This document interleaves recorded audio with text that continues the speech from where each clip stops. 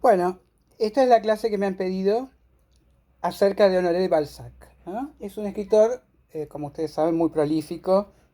Escribió, bueno, llegaron a publicarse más o menos 90 novelas.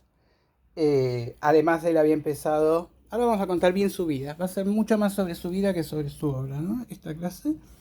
Porque vamos a hacer emulando a Balzac. Es muy difícil no, digamos, mimetizarse con su objeto de estudio en general, ¿no? Por lo menos para mí, que soy muy influenciable. Yo tenía acá el peligro de convertir esta clase en extensa y llena de digresiones, como hacía él, porque tiene un cerebro así muy turbulentamente ocurrente, muy así megalómano, mucha ambición.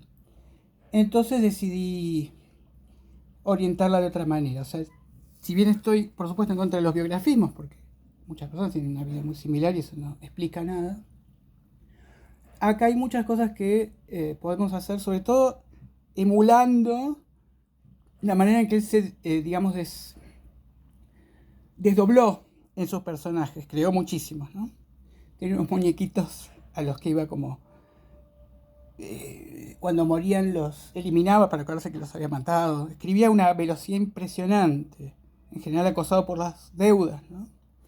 Vamos a contar su vida y lo que vamos a hacer es emparentar distintos aspectos de su vida fascinante, con distintos escritores, como para ver qué tenían en común y qué tenían de diferente. Y después vamos a explicar cuál sería el lugar de Balzac actualmente, qué obras sirve para iniciarnos en su obra, o más que nada las únicas que podríamos leer, porque realmente, por más que es tan copiosa su obra, no es pareja.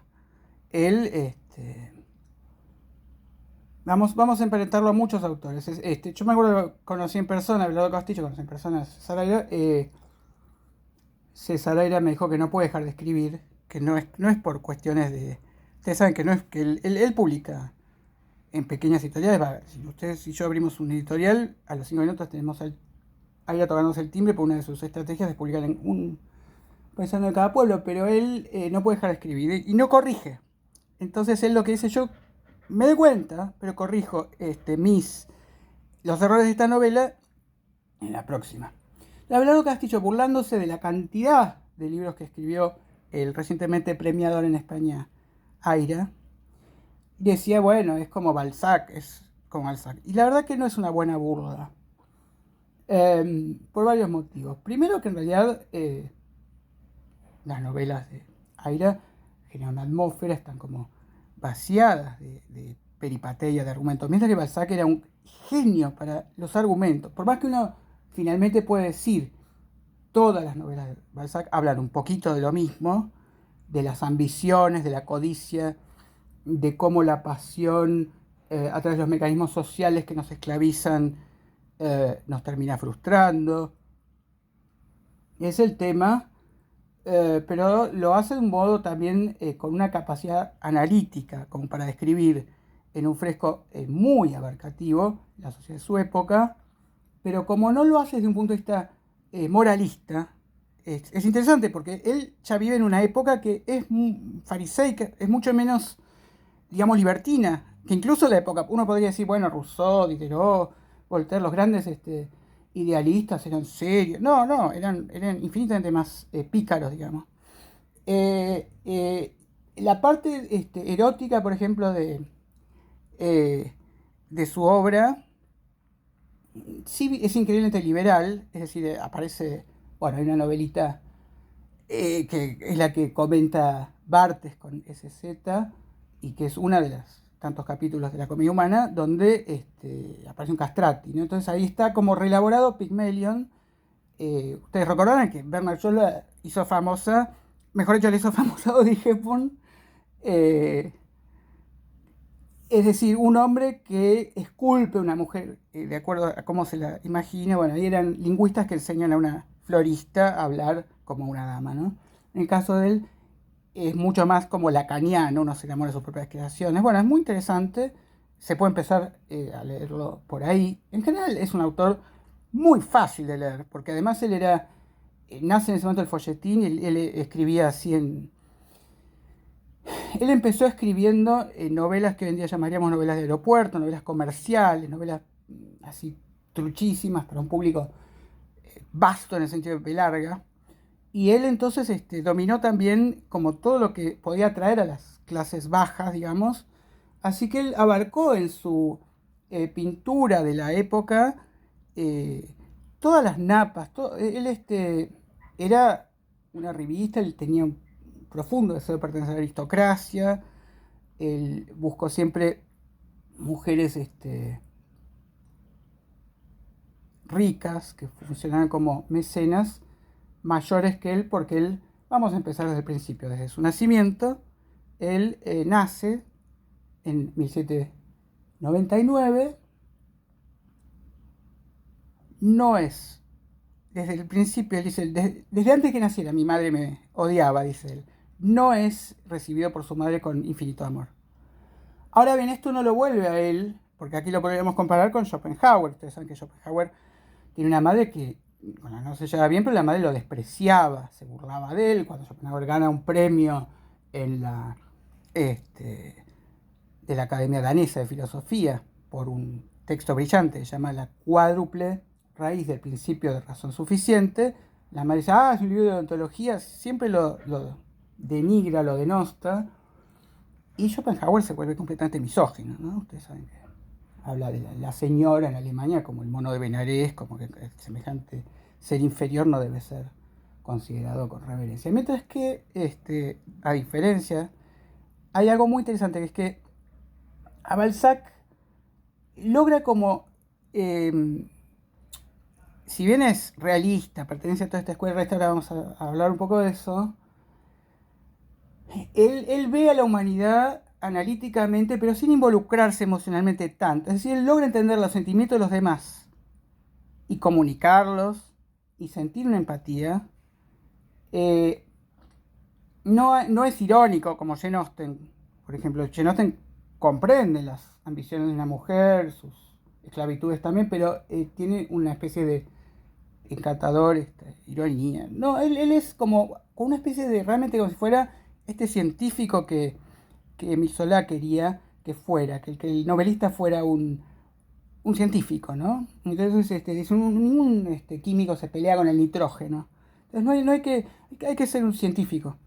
Y esto es lo que ha hecho que Balzac, a pesar de que era conservador, estaba a favor del zar cuando viaja finalmente a Ucrania, a conocer al gran amor de su vida con la que había tenido este gran romance epistolar, y después siguió teniéndolo, porque se dio cuenta que para escribir la comedia humana tenía que mantenerla ella todavía lejos, aunque vive en la misma casa, se quiso hacer ciudadano ruso. Pero bueno, vamos a hablar de muchas cosas, pero fundamentalmente el hombre que más termina involuntariamente, de alguna manera pareciéndose, es a Karl Marx.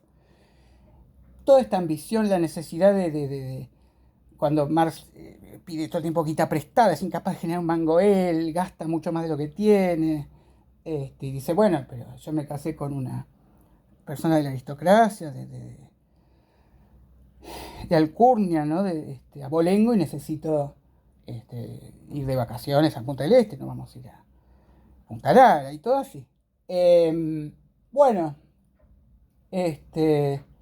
vamos a empezar a contar entonces esto, que es esta primera, la primera infancia de él es muy desdichada, porque lo mandan a un internado terriblemente severo, él no tiene una escolaridad destacada, se refugia mucho en la biblioteca, lee vorazmente, o sea que cualquier alusión que vemos en su obra es claramente una alusión, digamos, ha leído de todo. O sea, cuando él escribe la comedia humana es una alusión a Dante. No es un autor que escriba, como en muchos otros casos se da, Saramago, que sin conocer toda la tradición anterior. Bueno, pero además es interesante porque siempre la crítica, hasta que él escribe, Eugene Kant, hasta la obra que él escribe de esta campesina que sufre en el campo, la soledad, la necesidad de hablar con un hombre, donde él logra ahí combinar con mucha inspiración algo que él creó, vamos a decir todas las cosas que él creó. Creó el primer sindicato de escritores cuando le publican en Rusia sin pagarle derechos, arma como justificado quilombo, reúne a Lamartine, a Victor Hugo, que lo admira, que es su amigo más fiel, es el que le sostiene la mano el 17 de agosto de 1850 cuando él muere, y es el que lleva el cajón y dice, acá muere un revolucionario, aunque él no se haya propuesto ser revolucionario, y este no es el vacío sino la eternidad. Bueno, Victor Hugo podemos ver que ha sido muy influido por Balzac. Balzac no ha sido influido. Realmente en muchos sitios podemos decir, cuando Henry James nos dice que Balzac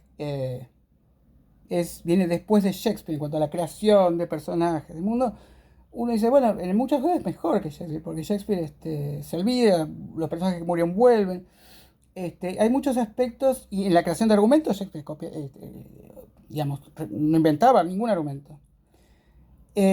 Vamos a hablar entonces de él va a un internado y es desdichado, bueno, después tiene 16 años, cuando está, en este momento Francia está todo el quilombo, el directorio, la restauración, digamos, estaba Napoleón, o sea, venía la Revolución Francesa, ustedes saben, ¿no? Porque es la época de Stendhal, que lo cuenta muy bien, en rojo y negro, en Tolstoy pueden ver el realismo ruso y leer El Rapaz, bueno, vuelve Napoleón y pierde en Waterloo y va confinado a la isla de Santa Elena y se trata de volver a la monarquía, pero ya es un total fracaso. Bueno, sobre eso habla Proust mucho de que lo único que le queda después a la aristocracia es como la apariencia.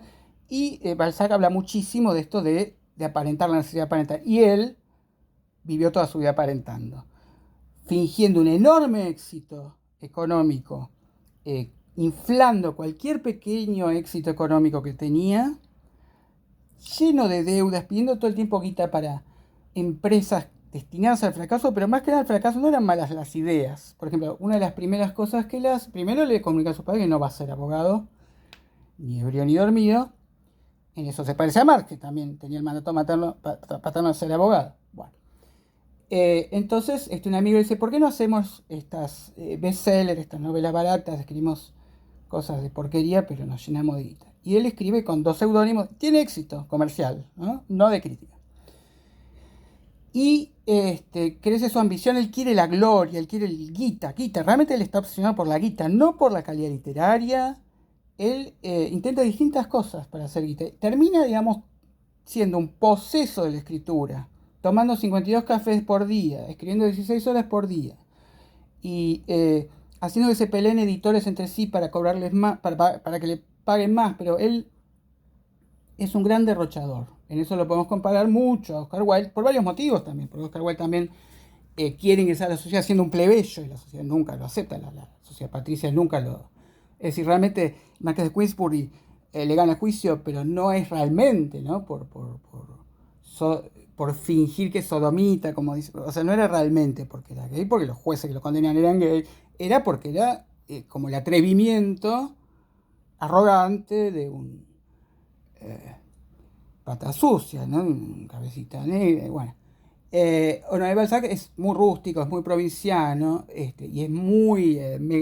todo lo hace a lo grande, lo lleva hasta las últimas consecuencias, come como una bestia, trabaja como un animal, ahí es frugal, es una persona que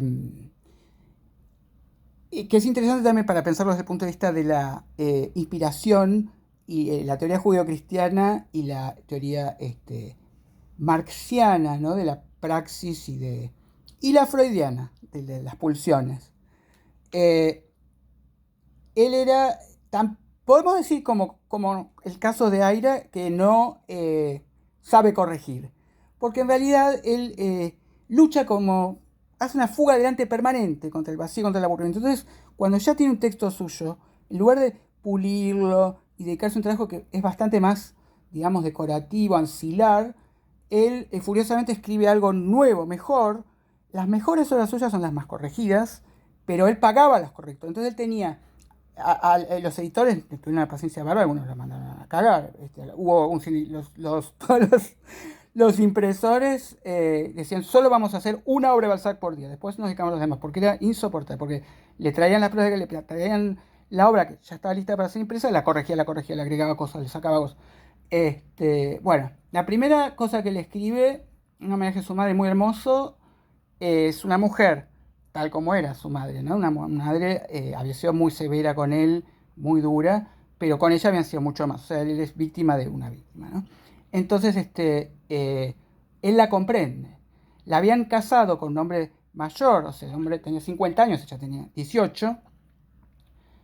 Y entonces Balzac un poco llega a la conclusión de que su madre sufrió muchas veces sexo no consensuado, es decir, una violación intramarital, que era algo muy común, ¿no? Entonces él es el primero en ponerse al lado de la mujer, introduce en Francia por primera vez en la literatura, aparece el punto de vista femenino, habla de que habría que hacer matrimonios a prueba, que la gente se casa demasiado pronto, pero sobre todo escribe muchos consejos a los varones no violar a la mujer. A pesar de que, bueno, no es un feminista, no podemos decir que es un feminista. Él dice, la mujer es una esclava a la que hay que tratar como una reina, en fin. No es un feminista. Hay muchas cosas que no podemos decir que sea. O sea, no solamente, o sea, uno puede felicitarse de que nos pueda trazar un... Siempre escribe en tercera persona como narrador y que entonces te escribe el personaje con muchísima ecuanimidad, podríamos decir, con un tono neutro donde realmente logramos entender cada uno de los mecanismos y analizar cada una de las cosas. No es un mero juicio condenatorio moral. No era moralista, pero tampoco era demasiado honorable, honoré en su vida. Es decir, por un lado vivía malgastando guita que le prestaban. Yo creo que su relación con el dinero es la paradoja, porque su máximo tema en las novelas es el dinero, y él con el dinero en manirroto total, vivía comprándose cosas pero estrafalarias. En eso lo podemos comparar a Lord Byron. A Oscar Wilde lo podemos comparar también por varios motivos, porque también era cada vez más gordo a medida que tenía éxito Oscar Wilde, tenía la piel que parecía siempre sucia, pero era encantador, se ponía a hablar en los salones, cautivaba. Oscar Wilde, mejor conversador de la historia. Balzac a veces abrumaba, aburría, no era el mejor conversador de la historia, pero cautivaba. Por la pasión, la gran pasión con la que le fascina hablar de lo que está, lo que tiene entre manos, la obra. Y tenemos como un complemento interesante. Él, al tener como confidente a su hermana, luego como confidente a su primera condesa mayor que lo protege, que le enseña modal, en ese sentido lo podemos comparar a Cary Grant, que fue educado por la condesa que le enseñó a vestirse. Y yo, bueno, él empieza a escuchar muy atentamente historias de las mujeres.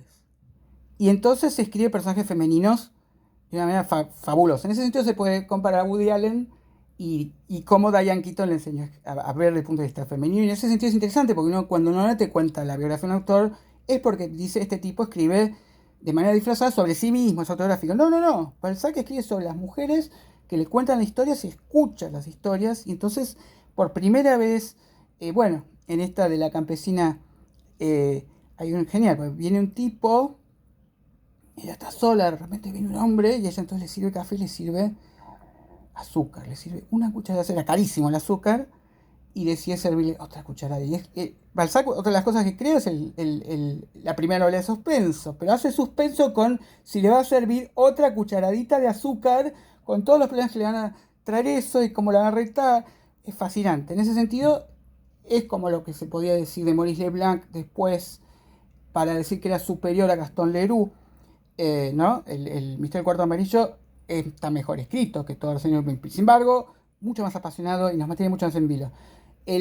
Hablando de eso, no es el Allan Poe con Los Crímenes de la Calle Amor, sino que es Balzac, el primero en un cosa que se llama El Albergue Rojo, en crear el problema del cuarto cerrado y el asesinato. Bueno, vamos a entonces más o menos un poquito en orden. Él va conociendo personajes de esta sociedad francesa en decadencia. Tiene varios intentos de presentarse como político, fracasa las 3 veces. Se mete en un diario. Yo quiero ser muy corta esta clase porque es tan abarcativo lo que se puede hablar de él que no quiero contagiarme de eso. Balzac se pone D para parecer noble, empieza a tener deudas y entonces se escapa y vive con un nombre falso en una casa donde por fuera es pobre y por dentro lleno de lujos, con unas alfombras impresionantes. Los amigos dicen, pero ¿por qué gastaste estas alfombras? Y él, como un chamullero total, les dice, estas alfombras permiten que el suelo no se manche y entonces finalmente ahorras mucha guita. Bueno, es como un jugador, con un jugador Dostoyevsky no se basa en él, pero Dostoyevsky es el primero en traducirlo en ruso. Es una celebridad en todo el mundo, mucho menos en Francia que en todo el mundo.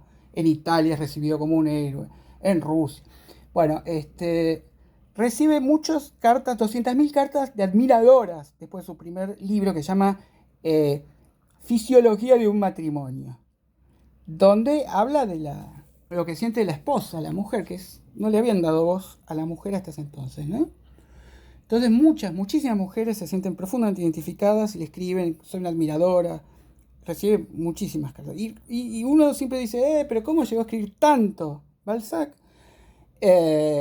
Y eso es sin contar la correspondencia, que es más copiosa aún, pero peor escrita. Cuando uno la coteja, uno advierte que realmente hacía bien en corregir y corregir y corregir. Si uno hace la cuenta matemática de cuánto escribí y cómo puede escribir tanto, se da cuenta que cualquier otro escritor también puede corregir tanto. Es como con Casanova, ¿con cuántas mujeres tuvo? Uno hace la cuenta, no, yo también puedo estar con esa cantidad, 2 por año. Y también máxime sabiendo que no son obras inspiradas, todas ellas geniales. El estilo es entre periodístico y como un precursor del sociólogo. Por eso es tan fascinante y por eso a Marx le va a fascinar cómo él nos da mucho mejor que un historiador y por dentro muestra los resortes que mueven a cada uno de los protagonistas en su intento de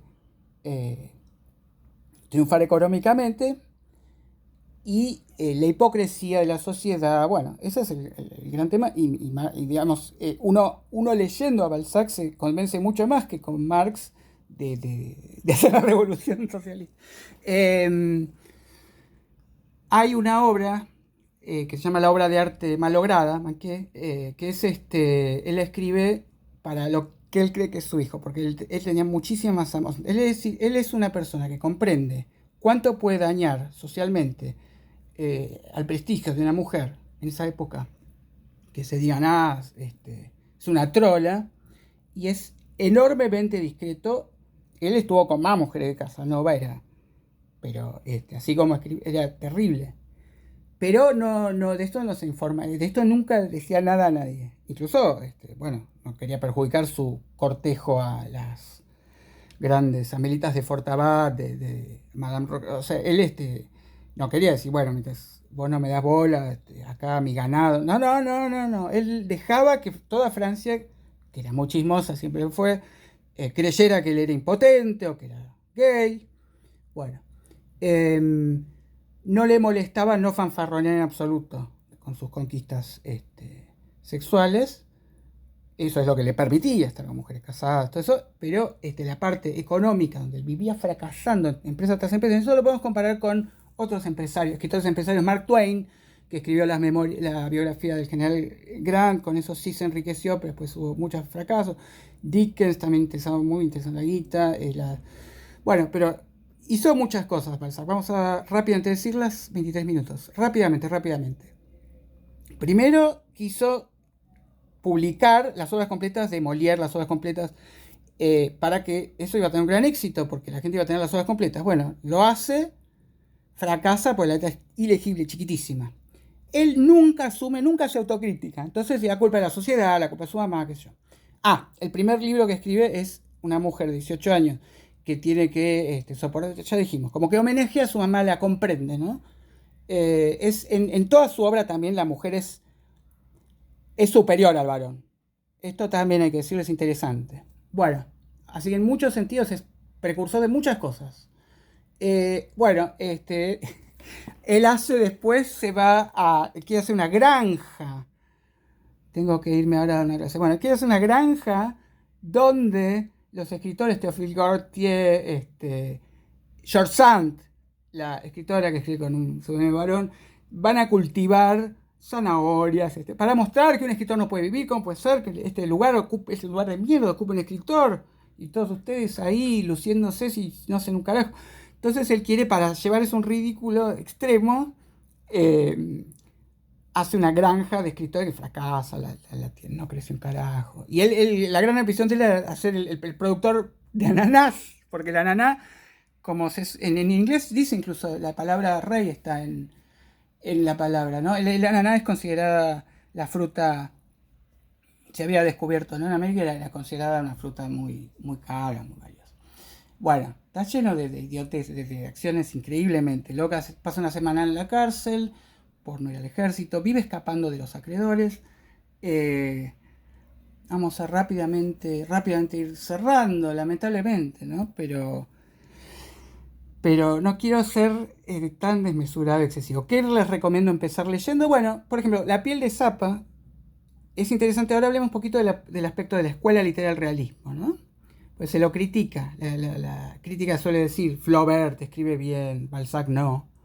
El gran realista de Flaubert. Ahora, Flaubert es un minucioso, obsesivo, que para escribir sobre Cartago, viaja a Cartago en Salambó, ¿no? Viaja a Cartago, ve cactus y pone cactus. Para que sea bien documental, bien realista. Y los cactus acaban de ser traídos de México. Termina siendo mucho más documental. No, digamos, empírico. No a la manera de Sherlock Holmes, sino tipo Dupin, deduciendo Balzac. Porque Balzac se mete en el alma y no solo en la exterioridad. Y entonces Balzac hace, por ejemplo, es una época desencantada de la ilustración. Goya habla del sueño de la razón produce monstruos, que yo. Entonces hay una serie de vueltas al ocultismo. Y por eso la novela La piel de sapo, donde aparece una piel de cabrito que va dándole poderes a un tipo que se está por suicidar y que empieza a triunfar, pero la piel se hace cada vez más chica y es parecido a la sustancia, podemos decir, la botella. Hay dos libros de Stevenson que se parecen en esto. No es realista, ¿no? Ahí hay ficción, pero, pero él está pintando realistamente el ocultismo, el misticismo en el que ha vuelto la sociedad francesa de su época. Bueno, vamos a tener que terminar. Yo quería recomendar entonces con qué empezar con leer. Bueno, yo diría que no se lea Las ilusiones perdidas porque es el de mayor complejidad estilística, eh, y que no hay que leerlo todo, pero bueno, me parece que es un autor, eh, vale enormemente la pena. Eh, ¿Qué más podemos decir rápidamente? Es el primero que describe la comida y la comida como un sustrato material que muestra las clases sociales. En ese sentido, es exactamente lo que decía Feuerbach. Manis was manis, uno es lo que come, en el sentido de que el rico come carne, el pobre come papa, ¿no? Lomo para los cogotudos, cogote para los que se desloman. Eh, bueno, él inventa además esto de que un personaje vuelva. O sea, todo lo que vemos ahora en las series de televisión, esto lo inventó él. Él no inventó el relato enmarcado, eso lo tomó de Cervantes, pero él inventó que vuelva Rastignac, que personajes que estaban en otras novelas anteriores, esto no lo hace ni Dickens, nadie lo hace. Es un genio, después sí, lo copian, pero reaparecen personajes que tienen no solamente, digamos, finalmente un efecto descriptivo, sino performativo, ¿no? La naturaleza imita finalmente hay tipos que quieren parecerse a tal, son medio modélicos finalmente. Bueno, vamos a tener que ir dejando. Dijimos de hacerlo máximo media hora. Me preguntan lo que quieren que amplíe. Compra un diario, no tiene para pagar a periodistas, entonces escribe todas las distintas columnas con distintos estilos él. En eso se parece a Kurt Tucholsky, con Pink Panther Show, se parece a Pessoa. Lo podemos emparentar a muchísimos, muchísimos. Pero vamos a tener que ir dejando. Entonces, en resumen, pueden empezar por esta novelita, o Papá Goriot, que es ambicioso, posesivo y toma a sus hijas como moneda y no las quiere. Bueno, este es el de las hijas que no lo quieren. Bueno, voy a tener que dejar. Vamos a tener que hacer más clases sobre Balzac, pero bueno, por lo menos así tenemos un pantallazo grande, ¿no?